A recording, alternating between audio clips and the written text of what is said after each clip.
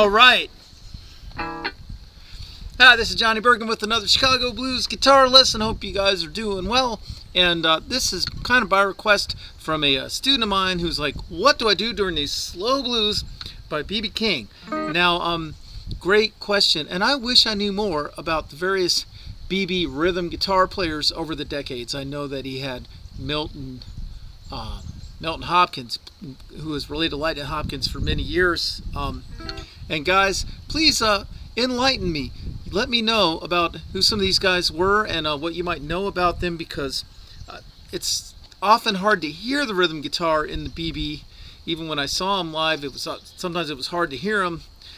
But he was always great. They were always great, and there's so much to learn from watching them. So I'm not really going to go chapter and verse like from this or that BB record of what the rhythm guitar player did, because you don't always hear him all so well, and time doesn't permit that. But I'm going to say, let's just say you're in that situation. Now, one thing we've lost to quote-unquote progress or evolution seems to be the arrangement, the beautiful arrangement that BB often had, where slow blues started out really slow with lots of space. I'm talking about his guitar intros, the long, pretty intros that led to these big climaxes. And the structure often kind of went like a ramp, a really slow ramp. Just like Stairway to Heaven, it got gradually faster and more intense as it went along. And anyway, when you listen to the rhythm guitar, lots of times there's lots of space. But then as it speeds up, the rhythm patterns change because it's actually speeding up. And then once they get to the big climax, there's a couple of beats where they sort of recover, and then he starts singing and they're back to the original tempo or close to it. So that's a really challenging arrangement. People go, oh, it's just a slow blues. Well, look what they did with tempo and feel and dynamics and all that. It was way more than that. Let's just say you're in a band, someone's doing a slow BB song, and you're playing rhythm guitar. Help me, what do I do, right? Let's go back to our 6/9 chords. I'm in C, okay? So kind of the same thing if you ever played that song, Everything's Gonna Be Alright by Luther Tucker, by Little Walter, That's gonna work really well. In case you don't know what that is, let's move it up to C. So here's a C6, right? We're gonna come 2 frets behind it and come up to it and come back, and then put the first finger, it's got to get slick, move from the high E string to the low A string. Let's just say slow blues, B.B. King, live at the Regal style. 2, 3, sliding nice, 6.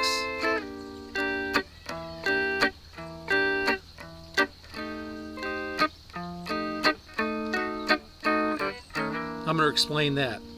Let's do that now, actually. So I went to a 9th, and then this is like a diminished.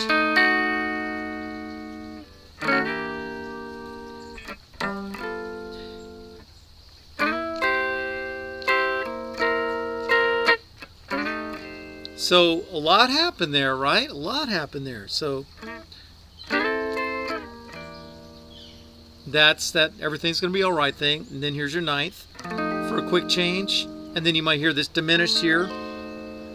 Doesn't have to be the whole thing, just the middle's good. That's 7, 8, and 7.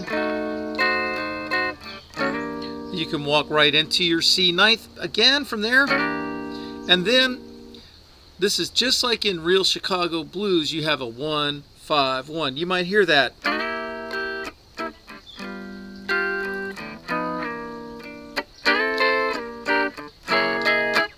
Ho! Getting fancy now, huh? Ho! I move my 9th up 1. I have my low E string here. And I sort of slide into the chords. I'm not... You don't want it to sound like AI playing it. You sort of slide into the chords.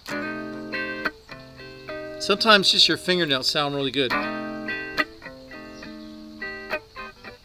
Or you can do the small 9th chord, which I love. Four fingers there. Just leave out the high. Leave out both the E strings.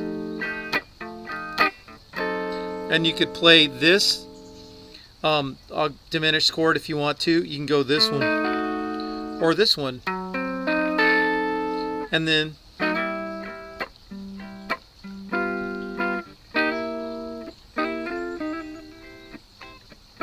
Or this is that old campfire song. Campfire chord, right? Back when you were playing Rocky Raccoon in the Boy Scouts, you might have played this chord, right? In A7th. Well, we're going to move it up here to the 5. That's 12, 10, and 12. Down to 2, more down. Oh! And then this is a real pretty 1 chord. I'm barring here, hammering on the second.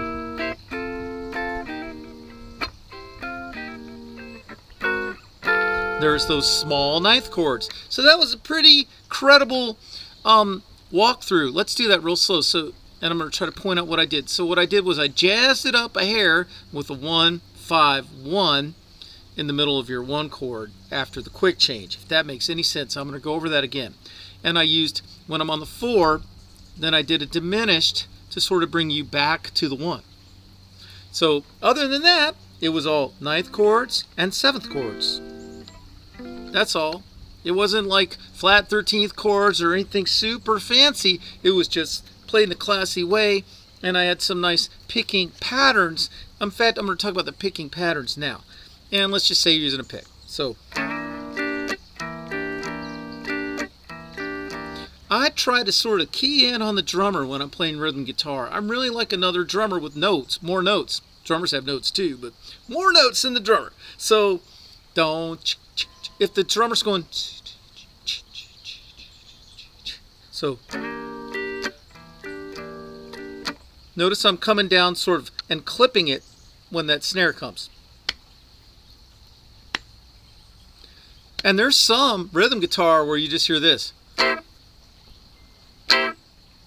In fact, on plenty of BB records you hear that, like on the Impulse stuff or on the Lowell Folsom stuff.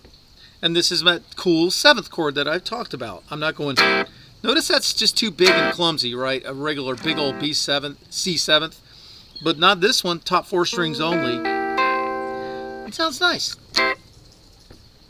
I met a woman and she hurt me. Back to the Lowell Folsom stuff. So you hear that a lot, but I'm going to flesh it out a little more. So 2, 3, dun, dun, dun.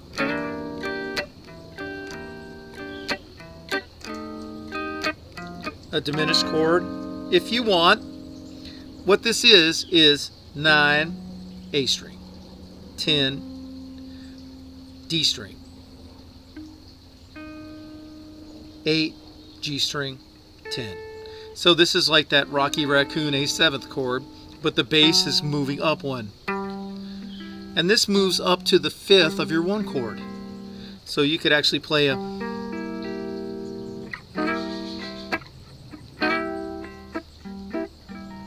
that's just the middle of the C chord. I guess it's a C 3rd inversion, C with the 5th on the bottom. Yeah, that's real Bobby Blandy, isn't it? It's real Wayne Bennett-y. And then I'm sort of walking into my chords to make it sound like I'm going somewhere.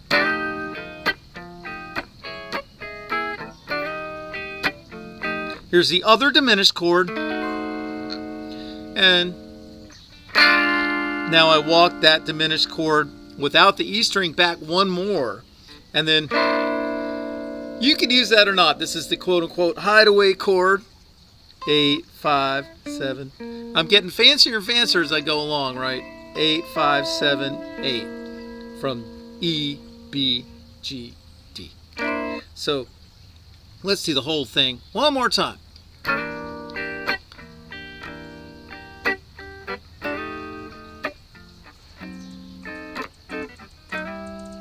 Now 5, that's just a C7 shape.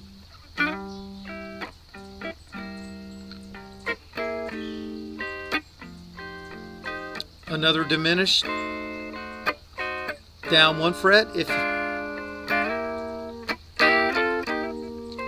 This is that nice chord, a C7th with the 7th on the bottom on the D string.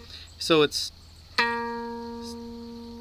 8th fret, 9th fret, 8th and 8th.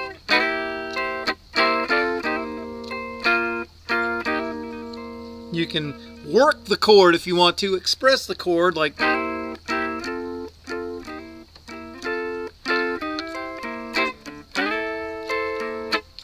Then I moved it into a 13th just by putting my third finger down there. And now let's try our A7th shape from the campfire days all the way up here, 12, 10, 12.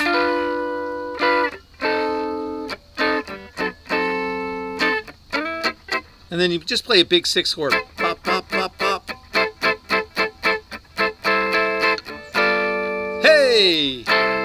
Oh, okay, so that was pretty expressive. Now let's try making it, let's try using it, these chords down here. I've been downhearted, baby. Ever since the day we met.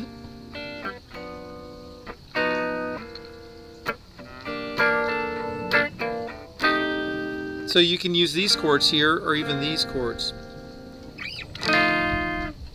And you don't have to use the diminished chords. You just hear them every once in a while. It's something like a Mel Brownie kind of thing. Now I'm going to do a simpler version, I guess, up here. I think it sounds a little better up here than down here. But let's just try it up here. So.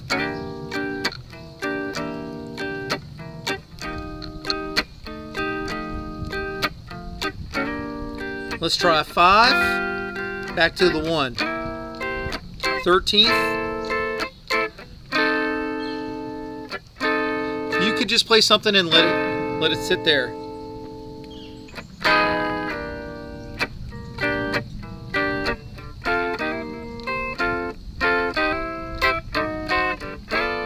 So that diminished chord actually worked here, going to the 5 again. I said I wasn't going to do that, man.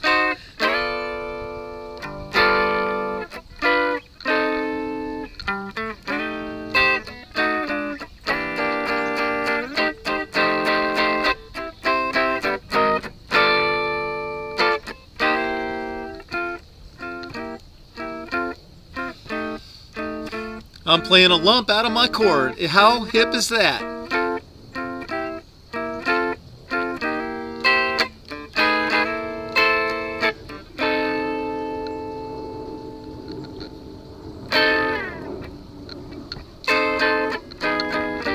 Notice how this 4 chord just wants to fall down and go back to your 1/9 chord.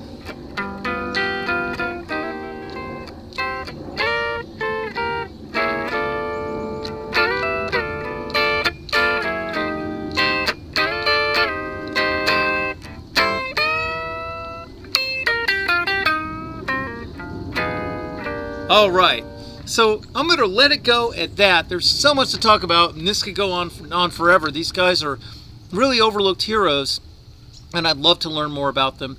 Again, I hope some of you guys can fill me in on some gaps in my knowledge here.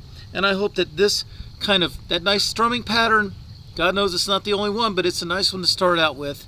And it leaves space, and you can make it bigger, or you can make it, you can back off. You can make it smaller, like you could just 2, 3.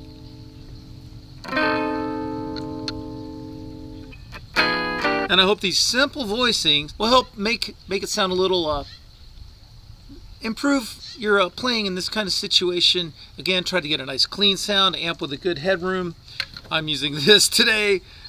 Oh well, I'm traveling. So anyway, thanks a lot. Join me on Patreon to support these free weekly lessons. Subscribe to my YouTube channel. Hope to see you guys at a show. Thanks, and see you next time.